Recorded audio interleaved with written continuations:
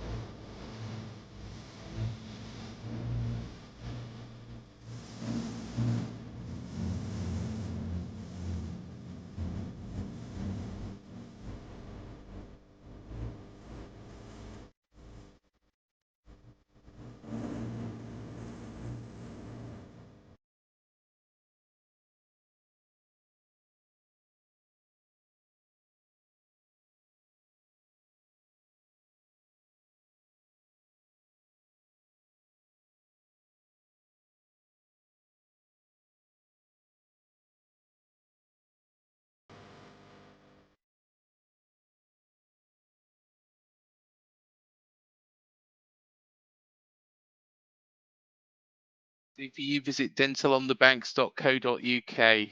So, as you can see, Simon has got his tickets for the Chelsea match, of course, which is coming up. Firstly, with regards to the World Cup break, it's just odd, isn't it, really? Yeah, it's a little bit odd, isn't it? I don't like it. I don't know.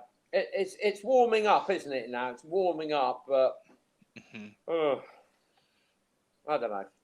We'll see. Yeah, definitely. But let's talk about Gary O'Neill because we have appointed him, of course, earlier on today, and I think a lot of people saw it coming.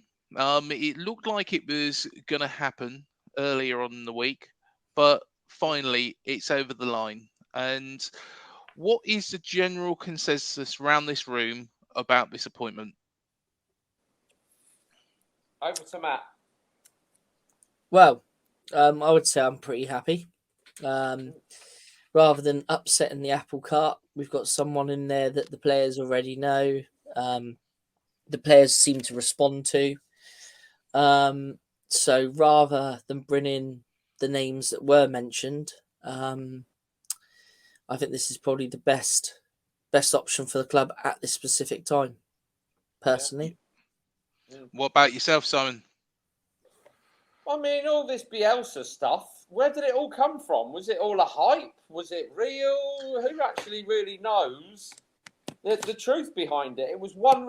I read somewhere that it was just one reporter, apparently. I can't remember the name. I did have it written down, but it was just one guy who said it. But the whole thing didn't make sense. I mean, I had a disagreement, shall we say, with my barber today to see my beautiful new shaved hair. But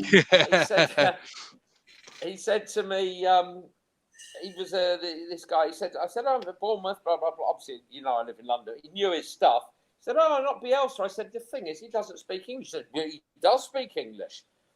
Yeah, but to his players, what good is that to the fans, to the media, to Sky, to Match of the Day? You've got to be. You can't have some. You can't have. You've got to be. And I mean, look, we're a lead in the table. They're below us, right? So we're going to take a lead.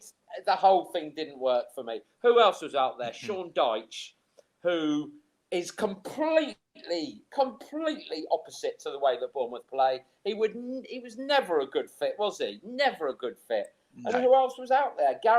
He's in there. He's done well. Okay, people are saying, I've had a few disagreements or conversations with long-term Bournemouth fans who said, well, it's completely different to Eddie. But what? Someone else, we were going to wait till we were 17 points down and then come in. No situations in life are ever the same. But I say this is as similar as it can get. Just saying. Mm-hmm. I completely agree. And I'm absolutely delighted. I've been behind Good for Gary you. O'Neill, having met him as well, from day one. And I think he steadied the ship after that 9-0 defeat against Liverpool. Yeah. Got a goalless draw, which is the best sort of result after getting thumped 9-0. Got the confidence back defensively. We was 2-0 down against Nottingham Forest, come back to win that 3-2. And Mate, I think he's was done... there. That was the best away game. All 3 goals were scored in front of the away fans. That's unheard of in football. All 3. It was amazing, mate. Amazing. Really, one of the best away games I've seen for years, Bournemouth.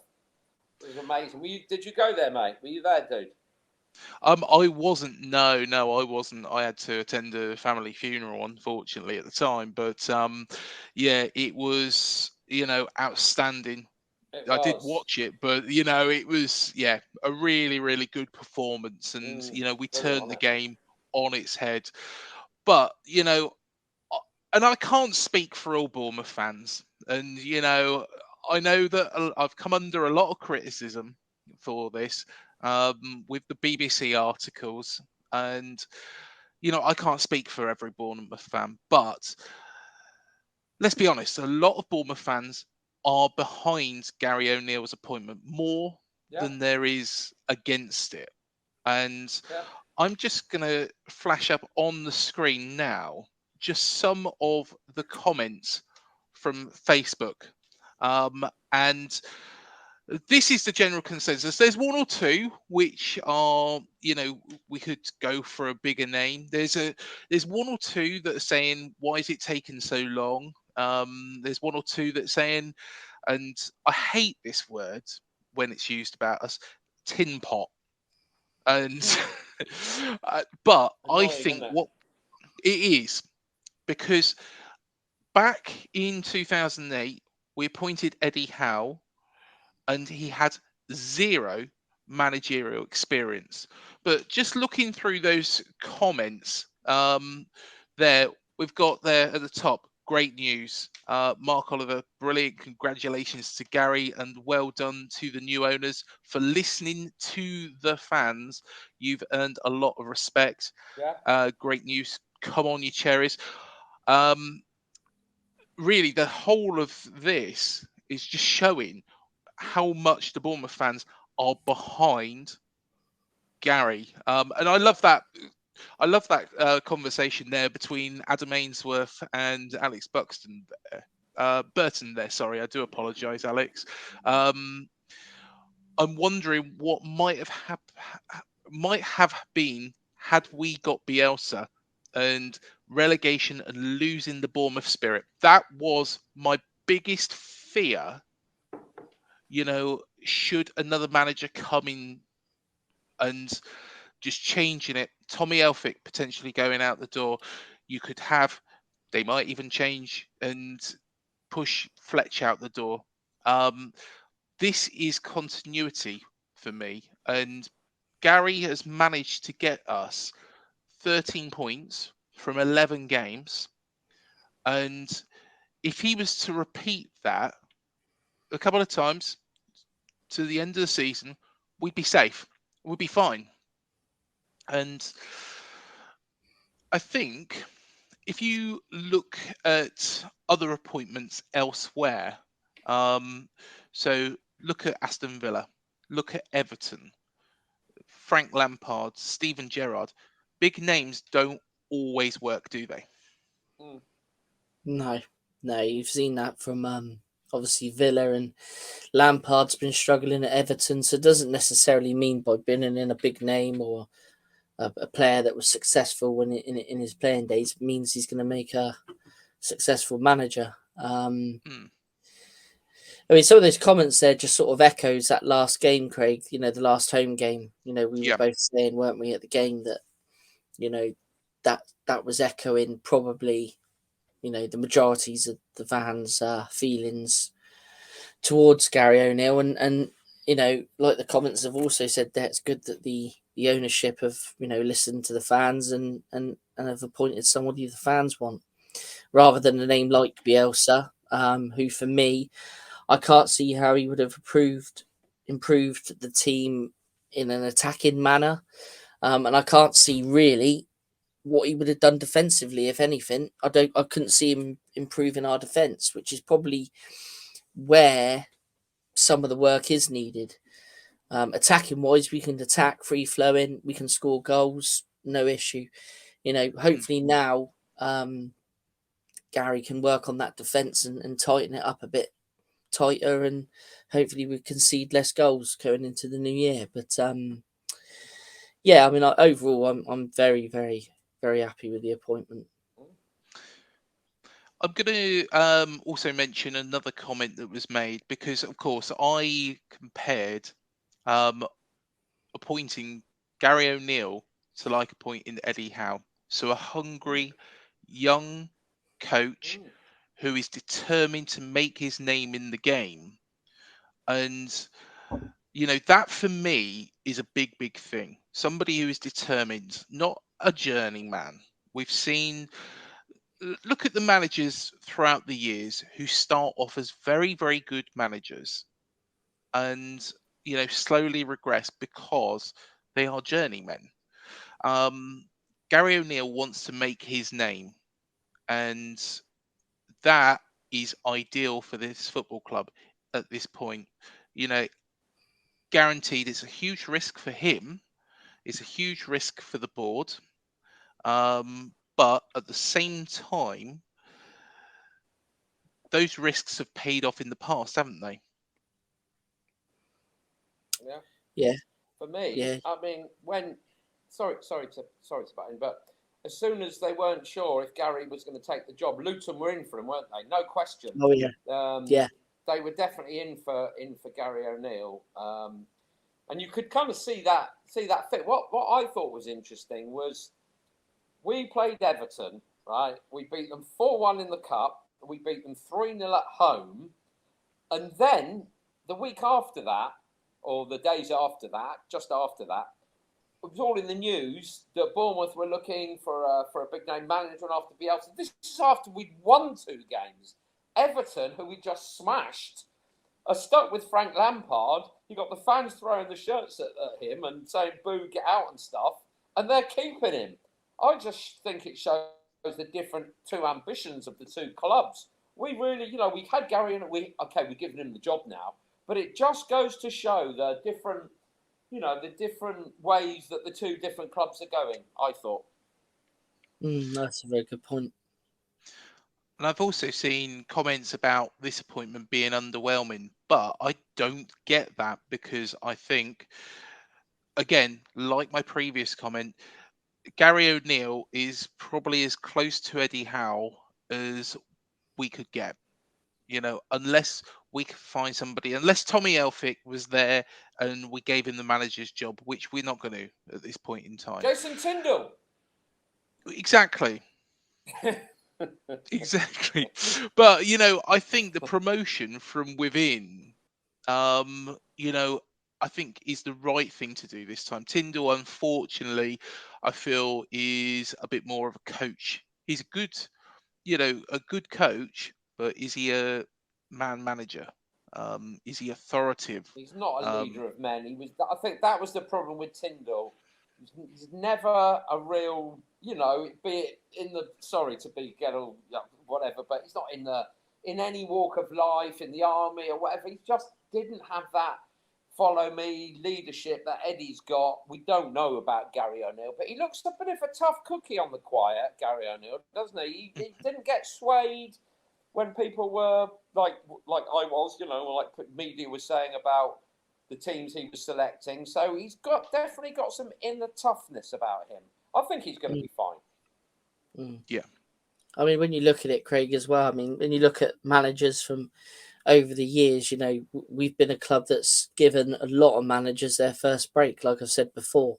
Yep. We've had Redknapp had his first break at Bournemouth, and when Redknapp left, Tony Pulis had his first break. Sean O'Driscoll, and obviously Eddie Howe. So, I mean, it's not something that the club hasn't done before. When you compare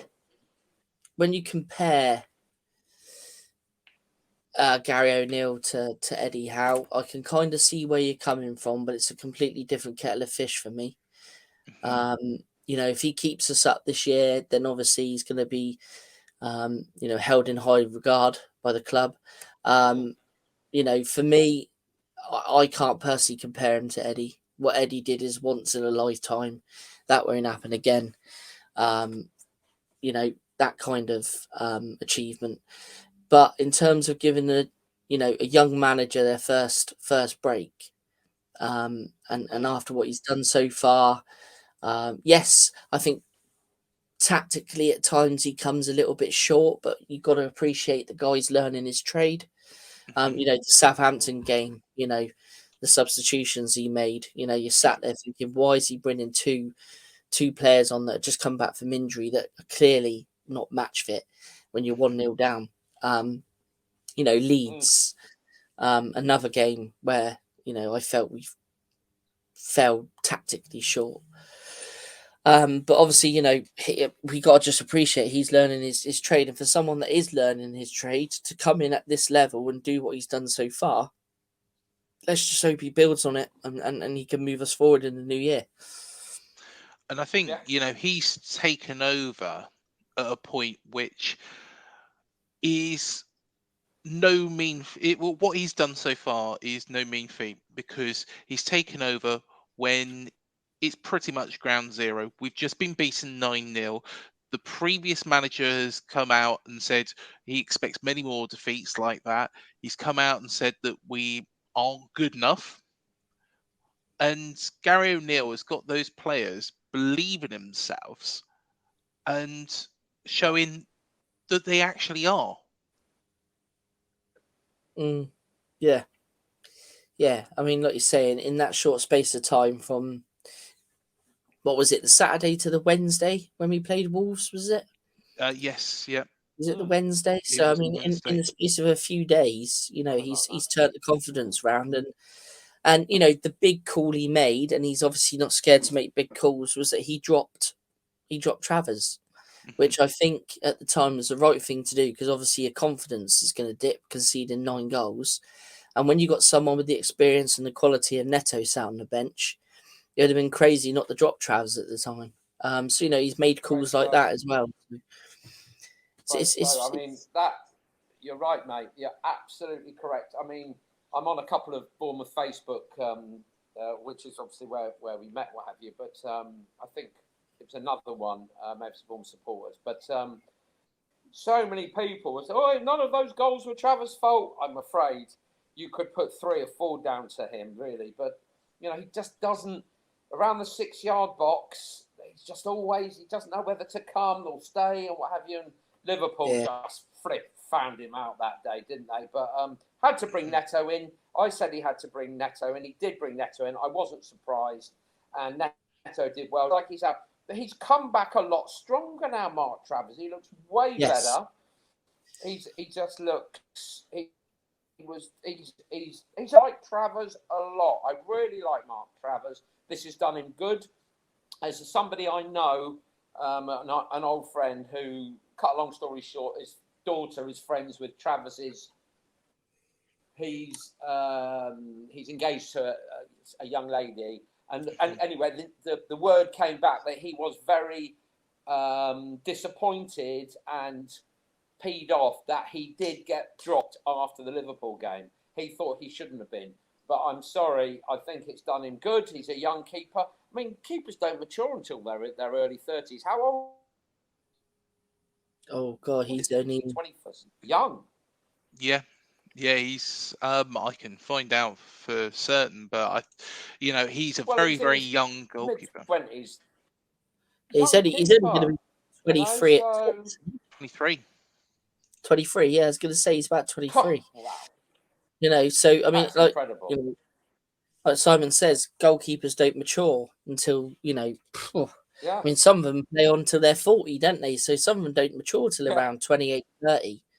Mm-hmm. So I mean, he's still got a lot of learning in his trade to do. So, I mean, and I think that's the right response. Trav's being disappointed that he was dropped is the right response, and as a manager, would be what I'd be looking for. And obviously, I think you still see when he's played the last few games, he's still a bit flappy in that 6-yard box from corners and crosses, but you have seen an improvement on him since he was dropped. So I mean, it's only going to help him long term in his career. And like I said many times before, he's going to be an absolutely superb goalkeeper one day, and he'd be Ireland's number one. We're stuck with him, aren't we? Now he's going to be there till the end of the season, one way or another. So let's just pray that he comes through for us, because there's nobody else, is there? Who's behind him? That young dude, isn't it? That young goalie that was some Dennis. I mean, they're going to bring someone in, right? They're going to have to bring someone in. Got to. I'm thinking that's probably going to be Gary O'Neill's first job, is to actually find somebody as backup at least to, I believe they're looking at QPR's goalkeeper, aren't they? Oh, that's right. Yes, I saw that. Yeah. Who looks anxious to come, didn't it? With the reports were that he said, "Well, I want to play in the Prem." He didn't sound staying at QPR. He's He did sound ambitious, and so be interested to see what he does. But that will be another interesting thing with this appointment, is to see what and what how the club backs him as well will be interesting to see. Obviously, with the money which we know has been invested, hopefully Bill Foley will give him what targets he wants to bring in the January transfer window, because obviously that's going to be vital for the second part of the season. Yeah, and I think Richard Hughes will probably still be at the club, whatever happens. I don't know what the scenario will be with Neil Blake and Jeff Mostyn. It might be that Bill Foley wants to bring in his own people. I've read that apparently Neil Blake, Richard Hughes, and Simon Francis will remain in their positions. Mm-hmm. That's what I've seen in several different publications. As for Jeff Mostyn, I've not seen anything, so I'd imagine he may be replaced with some of Foley's appointments. And I guess it's that continuity as well, because even though Neil Blake throughout the years has come under criticism, I think he has done quite a lot of good stuff as well, and I think the problem is, and the problem with the Bielsa rumours, and I know Kjell Knutson was mentioned, is that we are looking at these managers and looking at players and thinking, well, why don't we spend a bit more? But what they're doing is they're spending within our means, spending sensibly, which is going to therefore prolong, our time, and keep us competitive at this level. I don't believe in going out and spending, 30 million on a player for that player then to maybe not make the grade. We've seen that at some big clubs. Look at Manchester United and the amount of money that they've spent, and look at what they've actually got from that. Okay, It's a completely different level to Bournemouth. But at the same time, you've got to think, if we was to spend that sort of money, Nottingham Forest is a good one. Now, if Nottingham Forest was to go down, then they could be in trouble. So personally, I think it's a great managerial appointment. I think they will look at signing sensible players. I think they'll probably look at a goalkeeper, a defender, and probably somebody up front as well, just in case anything happens to Dom. Kiefer Moore is a little bit of a different player. I remember when we was walking to the Spurs game, Matt, I was saying to you, weren't I? And I said, I don't know if Kiefer Moore is actually up to the standard in the Premier League. And then he did what he did, proved me wrong. No, so I'm quite happy to hold my hands up to things like that, where, but I think we're doing things the right way. And a lot of fans as well said, why is this taking so long? But there's one reason, I think, which is the ownership. Yeah, the ownership. It's normal, isn't it? It takes time, doesn't it? Sorry, go on, mate. Oh, sorry. Yes. Sorry, Matt. Yeah, that's fine. No, that's fine. Yeah, the ownership changeover hasn't obviously helped, has it? It's probably prolonged it a little bit more. So it's, and plus, were they? I mean, from the start, I think they were looking at the World Cup anyway, weren't they? As a good time to make a change or appoint Gary O'Neill anyway. So we knew we wouldn't hear before the World Cup started or get a new manager in before then. I think it was pretty obvious, and the right decision as well to leave it. Because if they had brought someone new in, then they would have had a few weeks to work with the players before, obviously, competitive football started again. So, yeah, it's be interesting to see who his number 2 is going to be. Yep. I've seen Stephen Critchley's name. Yeah, I've seen his name. Neil Critchley from Blackpool. Neil Critchley, yeah. That's it. I knew it was a Critchley. Yeah. Steve's his brother. He's like Sorry, he's. I think he's a bus conductor up in Blackpool, but. Yeah, but he's just left Villa, and he's. You know what though? I mean, this. Sorry to round it all, but Wolves have just brought in this Spanish manager, haven't they? The national team. Mm-hmm.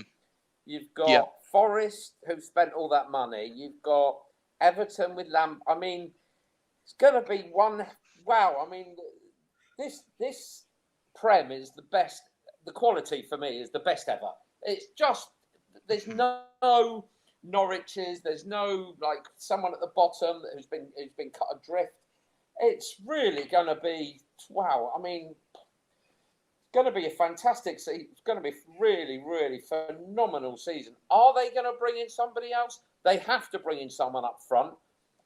Stanislas, I'd like him when he comes on, but he's sorry, sound like a broken record, but he's injured all the time. He's too injury prone, and that's no disrespect to him. But because he's useful when he comes on, when he actually plays, he's a really good player, isn't he? The cross that he did I really like him, but we need a poacher up there. Dom, I'd have him in the World Cup if it was up to me and my son. I mean, he's the way he runs the channels. We're so lucky that we've got Dom on that long contract now, 4 years. I mean, he loves the club. We love him. So that's brilliant. We've got Lloyd Kelly to come back. For me, I've had this conversation with my son so many times. I think we've got a good 14, 15. And when you've got Marcondes, who can't even get anywhere near the team. And whenever he comes on, I think he's useful. He's a decent player. So, I mean, I don't know. They're not going to bring in anyone to upset the apple cart, are they? I mean, this time last year, do you remember we brought in 5 players, which I thought was an excellent show of intent, if you like, by the board. We put all those players like Bournemouth mean business. Everybody sat up and took notice, didn't they, of what we did, We brought in, like you said, Kira and a few different players, spent a few quid, Dembele and stuff. What's the matter with giving them? You know what? I'm talking myself round to it.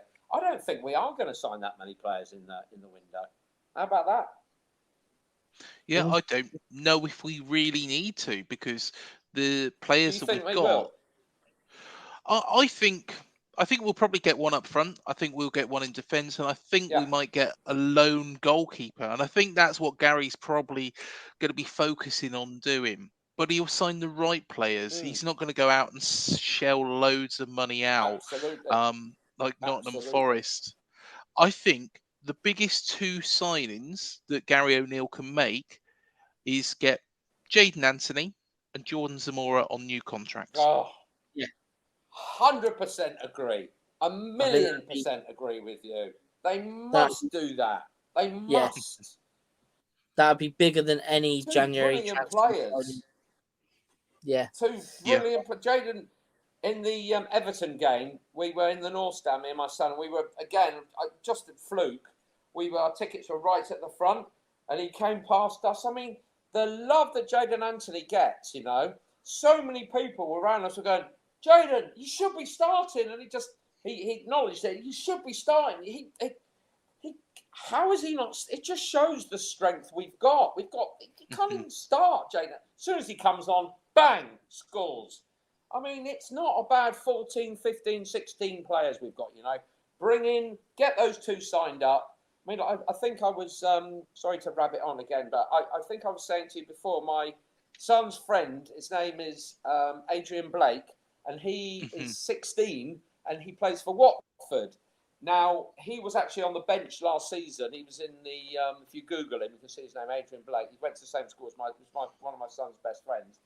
And he was on the bench against Leicester last season when they got relegated. But they won't play him now because they put a contract in front of him. It's not about Jayden Anthony and Jordan Zamora not wanting to play. Their agents are saying, well, hang on. Football's a short career. Wait, take my advice. Don't sign that yet. They'll come up with more money. They're paying XYZ. They're playing Dom Solanke 60 grand a week. You're only getting 25. It's all like that. It's not that they don't want to sign. It's just how football is. Simple. Mm-hmm. Yeah. And I think this contract as well that we've got Gary O'Neill on. So it is initial 1.5 year contract, so 18 months, but also for a provision to be extended by the club for a further 12 months. And what's good about that is, should Gary do very, very well here, then we have got it within our power to ensure that he stays here. And if it doesn't work after that time, then the club again are in the perfect position. And I think this is what's really good about Neil Blake and Richard Hughes, that they do think ahead and think, right, okay, this is a scenario. The only disappointing thing really is, of course, Jordan Zamora and Jayden Anthony, and why we haven't got those contracts signed earlier. But I'm hoping, that is going to probably be on the agenda for the club, but we shall see. But I'm overall very happy. Closing words. You happy with the decision that's been made? Well, yeah, 100%. Who are you asking? Yeah. Yeah, I would say 100%. Go ahead.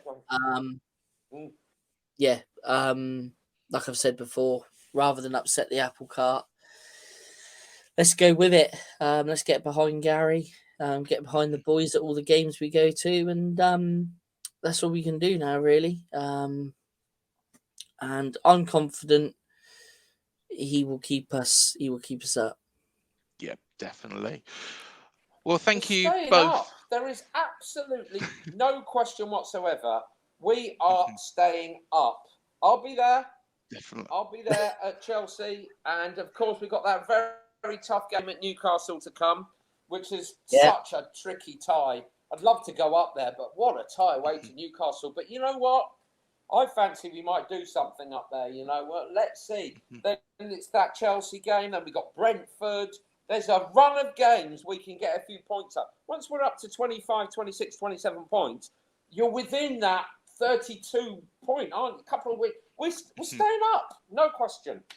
You heard Definitely. it here. Well, you never know. We might have a repeat of what we've done at Chelsea before.